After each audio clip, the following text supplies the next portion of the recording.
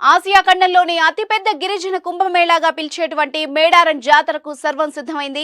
మహా జాతరకు వచ్చే భక్తులకు ఎటువంటి ఇబ్బందులు లేకుండా తెలంగాణ రాష్ట్రంలో అధికారంలోని కాంగ్రెస్ ప్రభుత్వం ఏర్పాట్లు భారీగా చేస్తోంది. జాతర కోసం తరలి వచ్చే భక్తుల కోసం ప్రత్యేక సౌకర్యాలు కల్పిస్తున్నారు.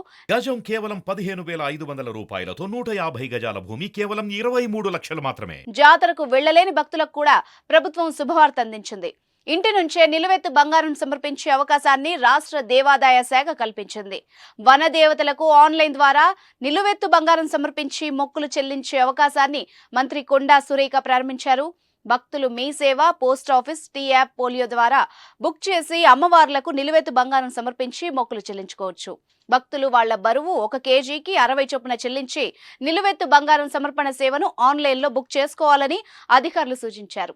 నిలువెత్తు బంగారం సమర్పించేందుకు ఓ వ్యక్తి 50 కేజీలుంటే బరువు ప్రకారం 3,000, మీ సేవ ఛార్జీలు 35, పోస్టల్ ఛార్జీలు 100 కలిపి మొత్తంగా 3,135 చెల్లించాల్సి ఉంటుందని ప్రభుత్వం ఓ ప్రకటనలో తెలిపింది.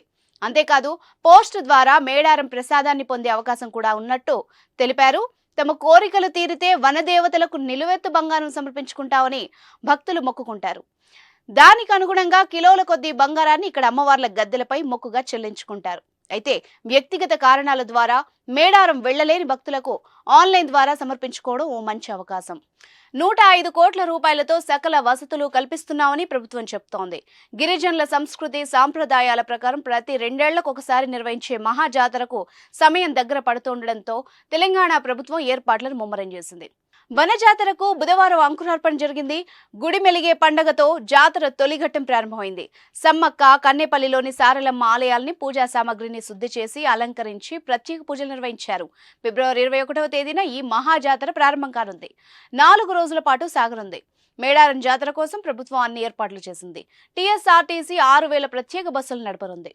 భక్తుల రద్దీ దృష్ట్యా ఈ నెల 18 నుంచి 25వ తేదీ వరకు ఈ ప్రత్యేక బస్సులు నడుపుతున్నట్టు తెలిపింది. మహా జాతరకు 1.5 కోటి వరకు భక్తులు వస్తారని అంచనా వేస్తున్నారు.